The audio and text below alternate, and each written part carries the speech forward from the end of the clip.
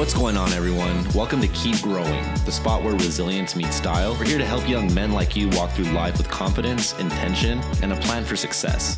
From life tips to fresh kicks, we've got the tools and inspiration to help you not just survive, but thrive. From where you are to where you're going, let's keep growing.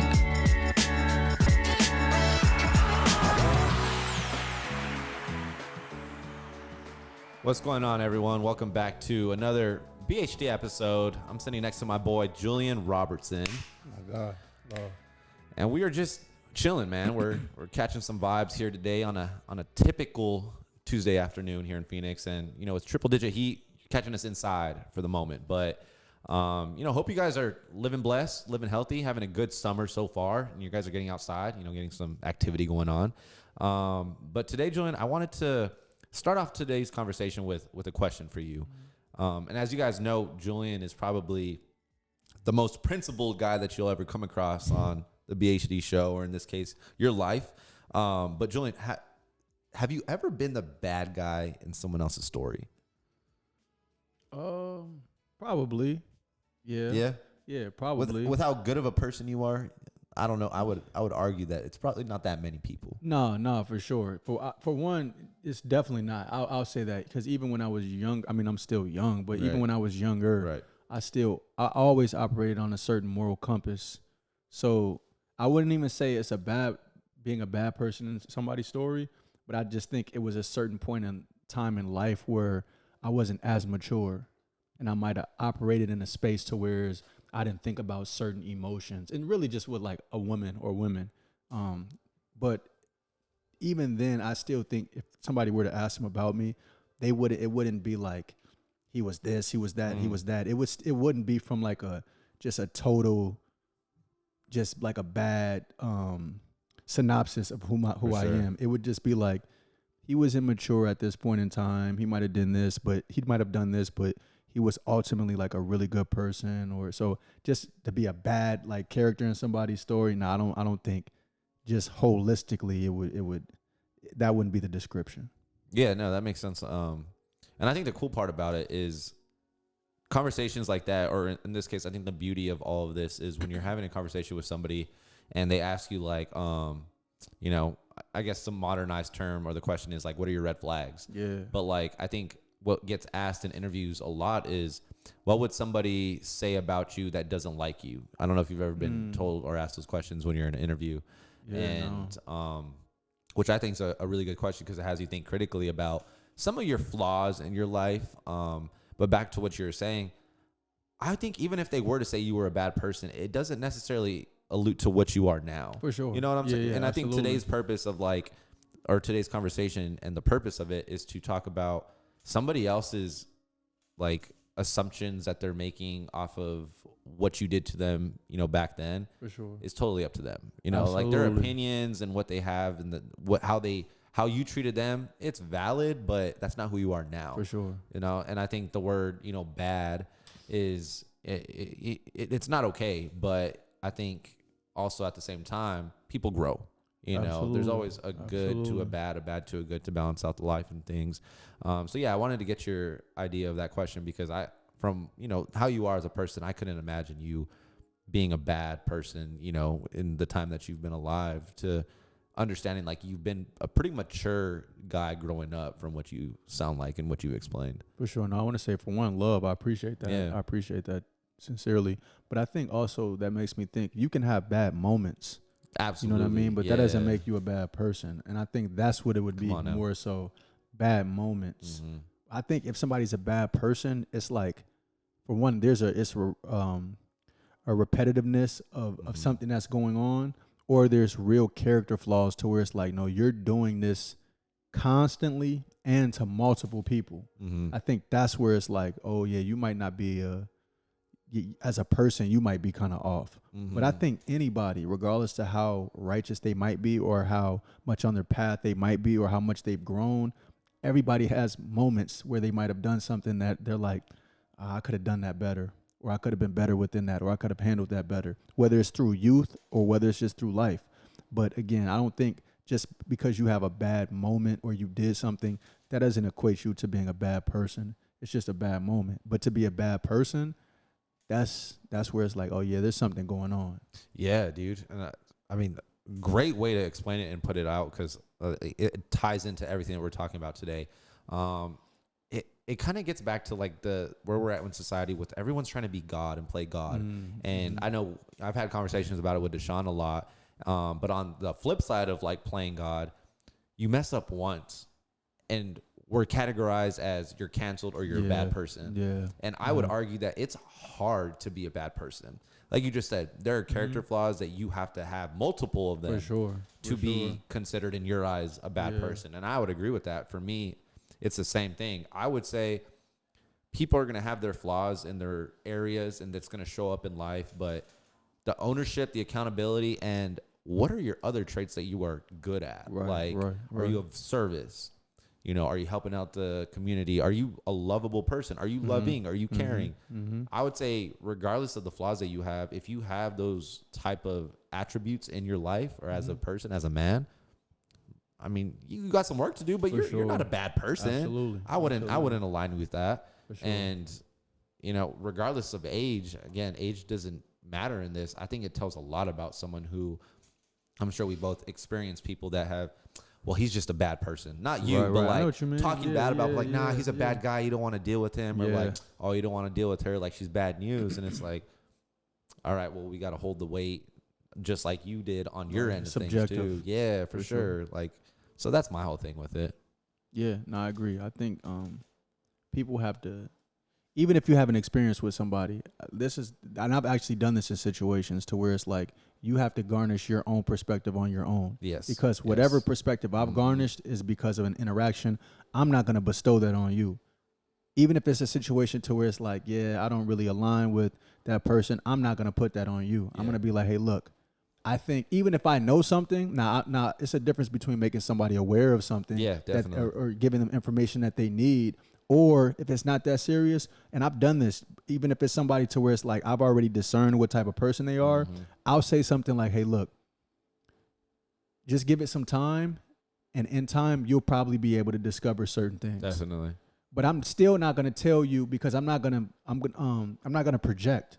So I'm not going to project certain things that I've seen, because I don't want you to go into something with already like a preconceived notion. So even if there's nuance to it, because if it's something that you need to know, I'll be honest with you, like, hey, look, this is how this person is. Just be aware of this, be aware of that, be aware of that. But if it's just something to where it's like, yeah, I just don't align with how that person moves, and somebody else comes in and they might want to interact with them, I'll just be like, hey, look, garnish whatever you garnish from it. But I'm not going to project that on you. You'll figure it out in time, or maybe your encounter might be different, but it's not for me to project that on you. You have to figure that out yourself. Yeah. And it might match what I've been through in my experience with dealing with that person, or it might not. However, that's none of my business. You have to figure that out for yourself.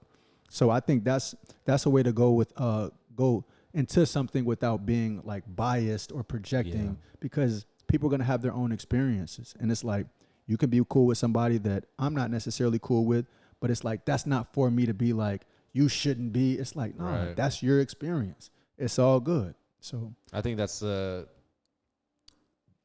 expectation that all friends should be and play a role in when they're working with their other friends, or in this case, family, from what I call friends.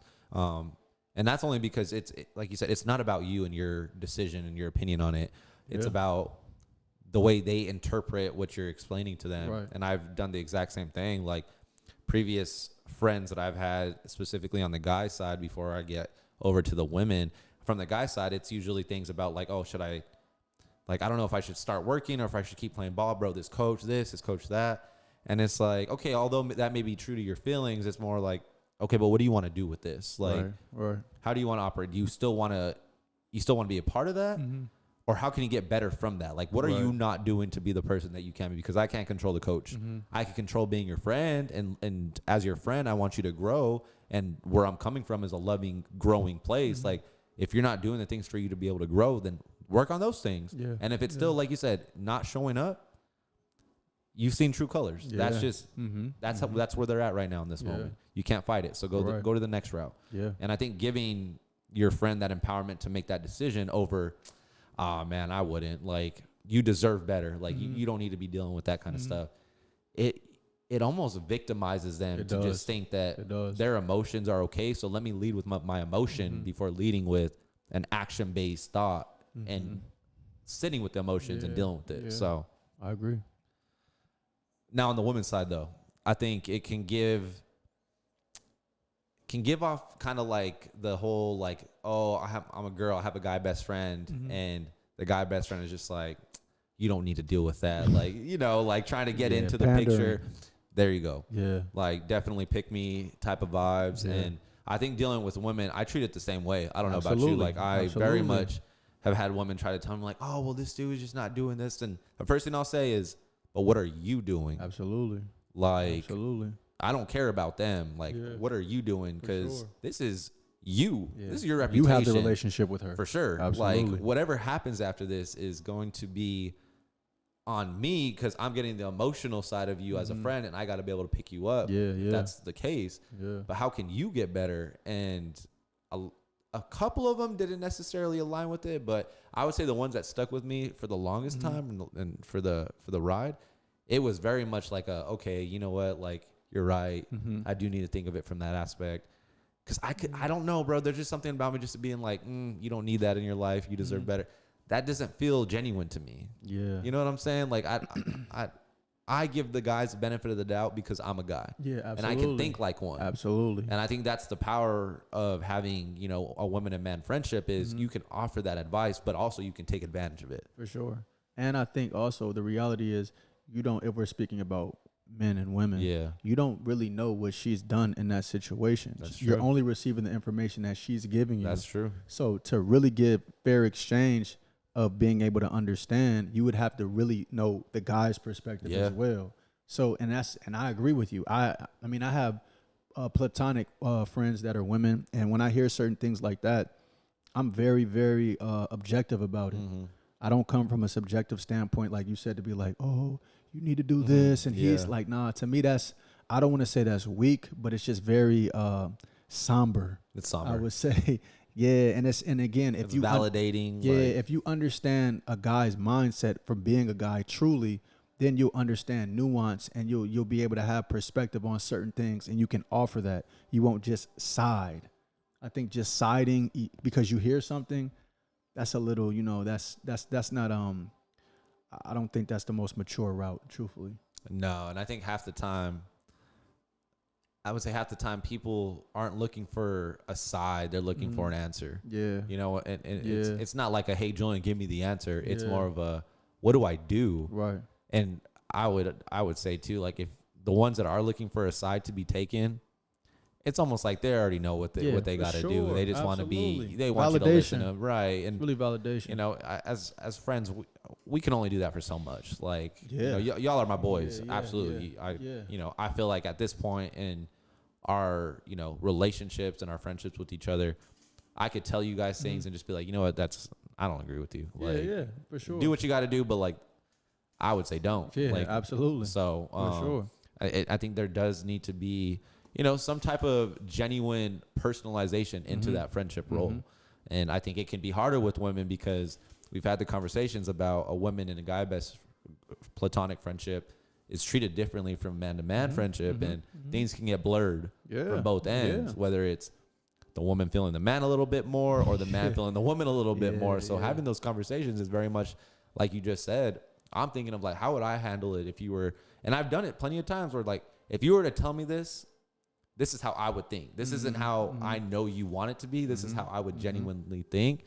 And with, you know, you being a good communicator, I think they get that picture because it's right in front of them. Like, oh, okay, this is really how it is. Yeah. So getting into the next question, I want your take on this. Do you feel like saying sorry in situations that involve, you know, things that we're talking about right now still have the same power as they used to? Can you give an example of that? Yeah. So let's say you are with a homie and you did something that made him feel a type of way, whether it was like belittling him. Your intentions weren't to belittle him, to embarrass him, or whatever, but you did it anyways, and that's how you felt. Do you feel like saying sorry holds that same power that it probably held, a year into your guys' friendship. You guys have been friends for 10 years now. Mm-hmm. Do you think that sorry holds power still or not really? Oh, absolutely. I think anytime you're genuine in an apology, regardless of time, like it should be felt. It should be felt. But in any situation, in regards to example like that, if I were to do anything inadvertently to make somebody feel a certain type of way, and they notify me on that, and of course that wasn't my intention, I'm gonna of course apologize. I'm gonna apologize about that because obviously I did something wrong to where it was misinterpreted. Yeah. And that's not what I would want. So if I do something and that wasn't my intent, and I'll say this: if I were to do something and I know my heart, and if the person also knows my heart, and they took it a certain way, I would almost question like, where did the lines of communication get blurred? But even if even in event of that, if that were to happen, I would still reiterate like, hey, that wasn't my intent. Yeah. So because you took it a certain way, I do apologize about that because that wasn't what my intent was. However, I would still wonder, like, if you know me and you know my character and you know that's not how I operate, if you take it that way, I would then also ask, like, what's making you take it that way if you know me? So I think there's levels to that, but just to make a blatant statement, if somebody were to interpret something that wasn't my purpose and them taking it like that, I'm going to for sure offer an apology because that's not my intent. Yeah, I don't want people just walking around feeling some type of way about me for no reason. That's not how I operate. So for sure I would. Okay, so taking that similar situation, because I mean, it sounds like the way you would handle it, it sounds pretty simple to me, honestly. Like I think that would be the ideal thing. Do you think it would be as simple as that with a woman who you're, let's say, intimate with? Yeah, well, emotions come into play within that. But again, irregardless of who it is, if it's something to where somebody interprets something and it's not what I intended for it to be, I'm going to offer an apology. No, for sure. But I guess, okay, my question is, do you think the sorry still holds the same power? Like, it still holds a lot of power when it comes to something emotional with a woman compared to a homie? I see what you mean. Well, if the emotions are if they're not relegated, and if they're not like, if they're not relegated and there's no way to like, it's not being framed, then I can't control if somebody's not going to be receptive to like an honest apology. One could be in a situation to where they're like, I'm not trying to hear it, this or whatever, and it's like, well, I can't do anything about that. Yeah. If you can't hear my tone and my tenor and how I offer it, then I'm being sincere and genuine about what I'm saying. I can't do anything about that. Yeah. So it's like if somebody wants to stay on the path of just being upset or being in the emotions about something to where they can see somebody's being genuine about it, at that point, it's not my task for me to try to figure out why you're staying on this island of just being overly emotional or upset about it, especially if you can see I'm being genuine about what I'm saying. At that point, I can't do anything about that. Yeah, it's tough. I think depending on the person, but usually I think it's sometimes the one that you're more like emotionally in a relationship with. For sure, I would agree with that. Whereas like the sorry doesn't hold that much power compared to homies. If you say sorry to a homie, that's ultimate power. Like you just owned up to you making a mistake. Yeah. And as guys, like we're stubborn in the sense of like we're always right. Like you're always right, I'm always right. If a guy can put down his pride to another guy and just be like, my bad, bro. Like absolutely, yeah. It wasn't like that, but I understand that made you feel that way, and I didn't mean that. Right. Cool, we move on. For sure. But I feel like sometimes, not all the time, depending on the type of woman, how, what she's had to deal with in her walk with trauma and whatnot, and whether or not she can handle, something like that. I would say sometimes the sorry isn't the power. The sorry is more of like a thank you, but the action, what's coming after that would be more powerful, which is kind of like, I wouldn't sit here and say like I completely agree with it. I do think action-based things are good because I'm action-based, but I still think the sorry holds power, and it should. You know what I'm saying? So I don't know. That's something that I kind of tussle with when I'm looking at that from that type of scenario, and I like to get your thoughts on what you think about that and whether or not you feel the same type of way or not. Yeah, I think again the premise of this is if there's unregulated emotions, then it's hard to really like cut through that. For in, sure. in the sense of like, you could have a situation with your boy and you offer an apology and he feels a certain way. And it's like, well, if his emotions aren't regulated and he wants to stay on that island of being emotional or just being bound by whatever the situation is, you can't do anything about that. Yeah, definitely. So irregardless of if it's a man or a woman, if they're unregulated emotions to where the person can't be receptive to what's going on, because I'm pretty sure, again, just because it's your boy, he probably would want, in the event of this, he'd want to see actions behind whatever happened as well. So it's not really like a gender thing. It's like if somebody is just emotional, if they're emotional within how they receive something and they can't see the bigger picture, or they can't be like, all right, I see what you're saying. If they just want to be, again, on that island of emotions, what can you do about that? Whether it's with a woman you're intimate with, or that's your girl, or it's a woman that you know, or it's your boy, or it's your brother, or it's your cousin, whoever it might be, if it's your uncle, whoever it is, what can you do about it? Yeah. I think that's why, like, I would say, like, the sorry is the most powerful thing to do. Yeah. It has to come first. Absolutely. Like, sure. let's say, like you said, it's genuine. If they're unregulated on both ends, the guy and the woman, the situations are, that's fine. But I don't feel like you can move anywhere without there being some understanding of ownership on your accountability efforts. Absolutely. So as much as the man or the woman was more action based and like, I want to see action out of you, I don't want to see the sorry, I would say that would make me feel like we're just jumping over the fact that there was anything done wrong, because there's no conversation about it. Yeah. You know what I'm saying? Like, so how do you go to step 2 or chapter 2 without reading chapter 1 and understanding what really was the core problem? Because, I mean, I would argue that it's going to come up again if we don't understand. It's not addressed. Right. Especially if it was something, and I think majority of the times it's somebody feeling a type of way, the attention was delivered differently than they perceived it. And you were on the other side of like, oh, my bad, I didn't even realize that. I feel like those situations happen way more often than not. Yeah. So I think by all means there needs to be a conversation, because it's like, okay, well, how do I know how to communicate better or more effectively so that way that situation doesn't come again, whether it's a homie or a woman. So that's why I ask, because I think apologizing, even if, like, I know people do it and they're just like, oh, I'm sorry, I'm not talking about those type of people that just like kind of brush it off. I'm talking about the ones that really want to understand like where things are coming from. So yeah, it's a weird situation right now, bro, because I think when we look at the people that, you know, live in that mindset of, should I do this? Should I not say sorry? I think it comes from a lack of knowing what it's like to be told that they're wrong from a young age sometimes. Yeah. You know what I mean? Like some deep ties, because have you ever come across somebody and they just don't know how to, like, they're trying to apologize, but it's uncomfortable for them? Yeah. It's kind of weird, right? Like, that's a pride thing.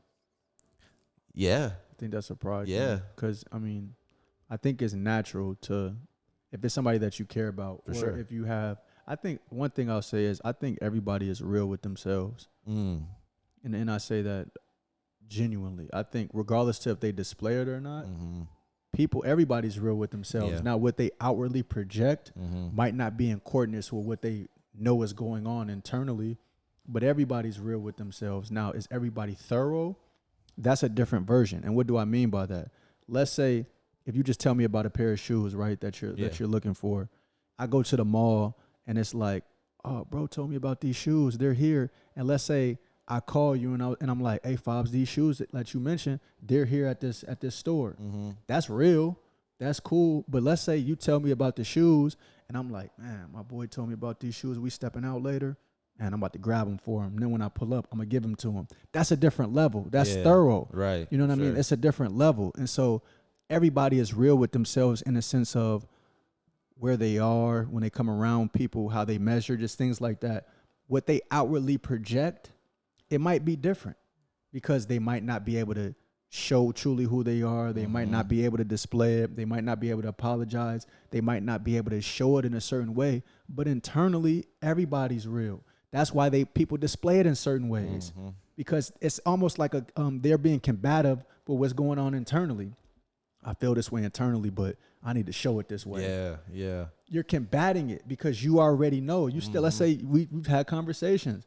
A guy steps in a room and let's say there are other smooth guys. Now he's just being super loud. Yeah. Why are you operating like that? If you're truly who you are, you'll just blend in the situation and feel normal. There'll be no need to do that.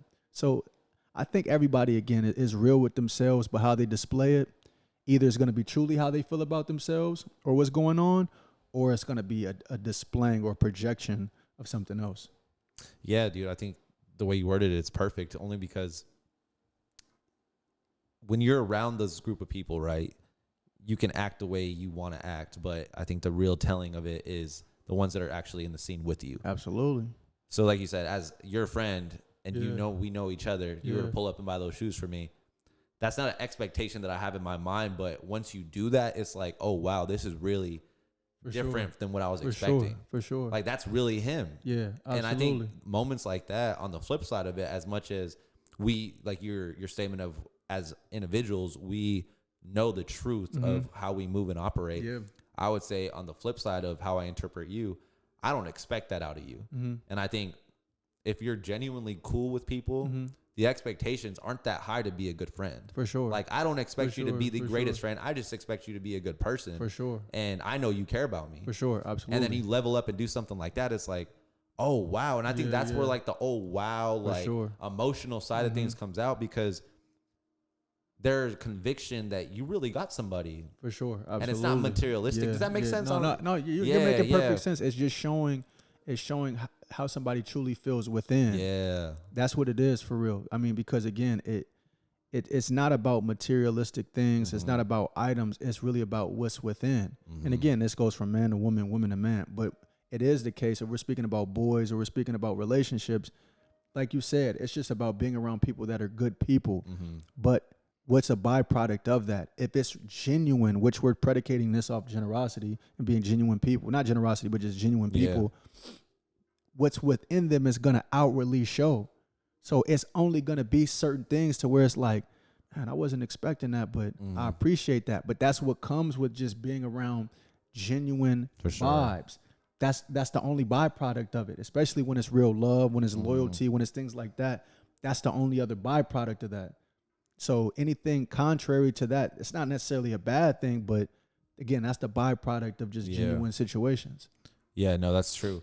My next question for you would be, is that something you would be open to teaching, whether it's a friend or in a relationship, those qualities? That's a good question, because I think certain things you can teach people, but certain things are just in you. Certain things are just in you to do. Yeah, I would agree with that. And I'll say, and I'll use this example, right? These are real situations. Like me and my boys from Chicago, from the south side of Chicago.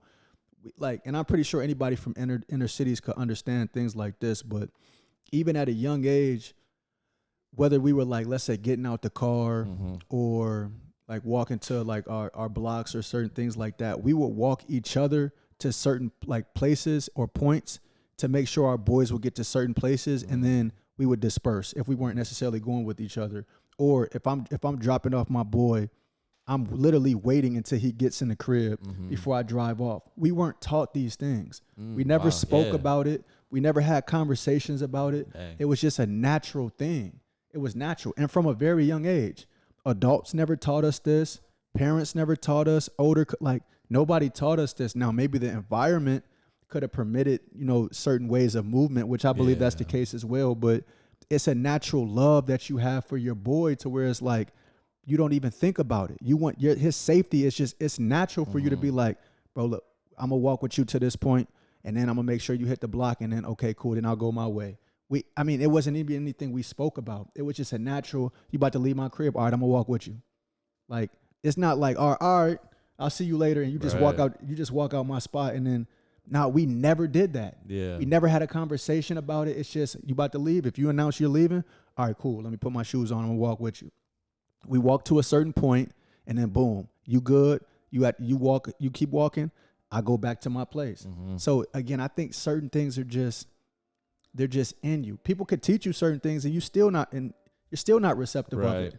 So I think when it's genuine, it's a gift. You don't really have to teach it. Sometimes it might work. You can teach it, but I think the most genuine things are gifts, and you don't really have to teach people certain things. Yeah, no, that's beautiful, man. Like, the pull had to come from somewhere, though. regardless if it's not learning it, like I feel like that love was displayed somewhere for you guys to want to do something like that. Because let's be honest, it all came out of love, right? Yeah, absolutely. Like, not to say you saw another couple of friends did that and that's what made you do it, but you saw love somewhere in your guys' growing up stages, and for you interpreted that love into care for walking them across the street, or like you said, and for no reason, right? Because you didn't have parents that were showing you that, or which is a lot of, I would say, like, that's how I learned all of my love and affection. Like, it instilled through us from my parents. For sure. But like the pull from that is just basically knowing how to love properly and seeing that around you and feeling that love. And that's amazing. But I do think there are certain things that I feel like can't be taught. And I think, I mean, maybe it can. I won't say can't. Can't's a strong word. But for me, to teach somebody what it's like to be a giving person or to be a thoughtful person, because that's what it comes down to. Not even giving, just thoughtful. Yeah. I can't do that. How do you teach that? Yeah, that's what I'm saying. Yeah. How do you teach that? I couldn't do that. I mean, I could explain it. For sure. Like what it feels like to me to be thoughtful. That's what I could explain. But I don't think it's going to hit you the way it would hit me, because I can explain it to you too. And it's not going to hit you the way it hits me. So you're going to take your own interpretation out of it and do whatever you guys want. Yeah. But I just, like you said, the concrete thing of teaching, I can't. How do you? You don't. I mean, let's just use an example of not even in a bad situation. Let's just say you're in a car with a homie, right? And I don't want to say that you get stopped and there's stuff in the car. No, but let's just use an example of, let's just use that as an example. And you get stopped and it's just like, all right. And you're just you're quiet and you're like, all right, whatever happens, happens. Like, I know what's in here, but it's me and my boy. Cool. But then what if that same situation happens and he's like, it's his. It's like, well, after that situation, after basically you move on from that situation, can you teach him how to like be like, oh, just be silent, or it's gonna work itself out? Not even using a bad situation, it's just the first thing that came to mind. But I say that to say you can't teach certain things. So even if you wanted to, you had it in you to just be like, it's gonna work itself out. But I'm not saying anything. I'm not gonna get my boy jammed up. I'm not speaking on it. It's gonna figure itself out. Who taught you that? You're moving in a certain way as well, to where it's like, this is my brother. Whatever happens, like, we figure it out. Yeah. But I'm not telling on my boy. Like, so if somebody does it to you, how are you gonna like? How can you be like, well, let me teach you how to? Nah, there's no way to. There's really no way to. So certain things can be taught, but will that person be receptive to it? And even if you did teach that person, they've already displayed certain things to where it's like, yeah, we're not the same. For sure. I've already displayed something to where it's like, I'm showing you my love. I'm showing you my loyalty. I can't teach you that. I can't teach you how to be loyal. I can't teach you, because situations are going to change. So now, am I going to have to walk you through every situation on how to be loyal, on how to maneuver on? Right. It should just be in you. So where I think certain times things can be taught, a lot of times I don't think things can be taught. It's just you have it in you or you don't. Yeah, I would say there's core elements to it, like stuff like that. Because let's say you teach them, right? Yeah. When they do something for you, it's almost like you're doing it for yourself, because you taught them the way that you wanted it, and that's not how friendships and relationships work. You know what I'm saying? Like, yeah. When Deshaun comes over one time, and he's like, bro, let's cook. I'm like, all right, cool. And he makes me some pasta. I'm not telling him how to make my pasta. Right. He's just making it the way he makes it. And I think that's the love in it. That's it. Just like I'm making the steaks, and when I make the steaks, that's the love in. You bring it together. Right. Because if you're telling somebody, that's like, you're telling somebody how to love you. And I know that's extreme, but I mean, what we're talking about are things that are, it makes sense. Instilling love. Yeah. You're basically telling someone how to love you the right way. Yeah. That doesn't seem organic. That doesn't seem genuine. And I know it sounds harsh. I don't know. There's like a fine line between, do you continue to be friends with someone like that? Or do you continue the relationship? Or do you just see it for what it is and just understand that sometimes people can't learn certain core values that you have to be, you have to either learn on your own growing up or have a family or have somebody in your life that can teach you them. So it's tough, bro. Like, it sounds harsh. I know it comes off that way, but these are real life things that people go through every day in their lives. And I don't think it sounds harsh either. Honestly, I don't think it sounds harsh. I think it's just reality. Yeah, like for sure. We often hear the terms, "Oh, you have to teach somebody how to love you." Like, I hear it and I'm like, again, aesthetically, I think it sounds cool when you hear people say it, like, "Oh, you have to teach people how to love you." Yeah. How though? What are you teaching them? Yeah, that's what I want to know. And my question is, how? Like, if we're on a team, right? You're gonna have to teach me how to be a teammate. You're gonna teach me how to, like, in the sense of, let's say if we're playing basketball and we make eye contact and I could tell, like, oh, you about to cut. We didn't speak on that. Right. It's just knowing, like, oh, my boy's about to cut. I throw it to him. That's something that you just develop naturally through certain situations and figuring out and being like, he might give me a slight nod. He's gonna cut and then jump. I'm gonna throw him the oop. There's no conversation about it. It's just chemistry in the sense of, you know who it is. Can you maybe have a conversation about it? Yeah, but it doesn't usually start off like that. You just start figuring it out, like, okay, I see how my boy operates. I see we've done this before. Every time he looks and he's like, he does this, I know he's about to jump. You just start piecing it together. It's not like, bro, I need you to raise your eyebrows like this and then give me a head nod before you jump, and that's going to know.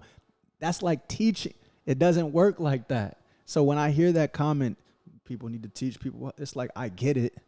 I get what they mean, but think about the best situations you've been in. It wasn't conversation. It was just natural. Yeah. It was natural, like, oh, you were paying attention, or wow, you did that, or you saw me mention, or you heard me mention that, and you did, like, I didn't even think that you were gonna, like, think anything of this, but you took a note on it. So it's just like, it's a very natural thing. And if it's not within, I mean, can it be taught? Yeah, but like you said, what are you teaching for? I think you just explained, like, the secret formula into what it is to show true love, and it's paying attention for one. Yeah. And playing the game. Yeah. Like you said, you don't start off in a room where you're learning plays and whatnot. Yeah. You're going out to the court and playing It's natural. pickup games every day. With your boy. Constantly. Yeah. Yeah. And then that's where the nod Exactly. and the cuts. Exactly. And yeah. you know, the guy cuts, you throw it, it goes out of bounds because you didn't think he was gonna, all that stuff. Yeah, it just yeah. you learn. Yeah. And then you finally get into the groove of things to where you're just like, okay, Yeah, I know. now it's time. Exactly. And I think that's kind of how life works, where it's like all these stipulations with, I gotta have a friend that understand what it's like to do this, do that, do this. When in reality, if you just pay attention and play the game, Absolutely. which would be move through life as friends and see what these types of people are like. Absolutely. I would argue more oftentimes than not, you're gonna learn how to figure those things out. Yeah. If it's real and If it's real, if yeah, it's for sure. genuine If and it's you genuine, care about yeah. that, it's natural.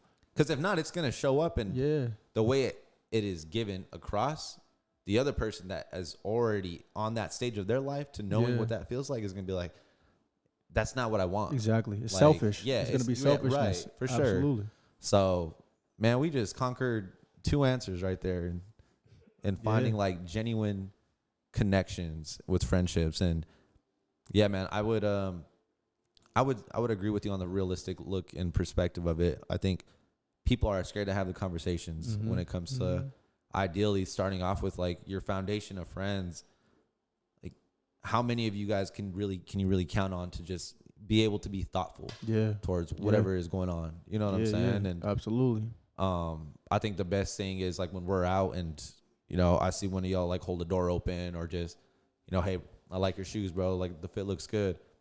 Like, that makes me feel better, because that makes me understand and know like I got a team around me and a family around me that is loving. Absolutely. You know what I'm saying? And the only way you can continue to feel love is by giving the love in your community. And man, that just makes you a better person. Absolutely. Hands down. Absolutely. And it should be natural.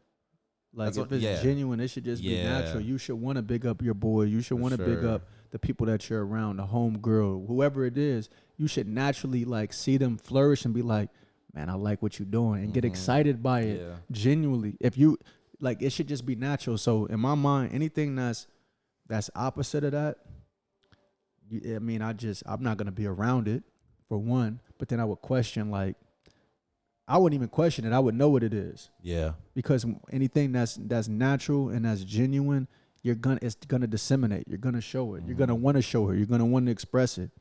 And that's just how I look at most things in regards to just relationships. Yeah, dude. And I mean, you guys know me. That's why I already said, like, I'm a humble bragger, but when it comes to my boys, like, when I'm around people, I like talking about my friends. Absolutely. Like, Likewise. I will literally just, my boy Julian, bro, can hoop, is a good person, and he makes good music. I love, man. This dude makes music love all the time, bro. And, you know, always, you know, sharing Deshaun's stuff and his content. Like, you know, I think he's doing his thing with his photography and whatnot, but it's never about me. Like, because the reverse is going to happen. Absolutely. It's going to just naturally happen. Yeah. I mean, what we just talked about earlier. Yeah. Like the whole, what's her name thing. Yeah, like, yeah. It's all love, bro, because absolutely. I genuinely surround myself around people that are dogs in the work that they do. So that's what I said.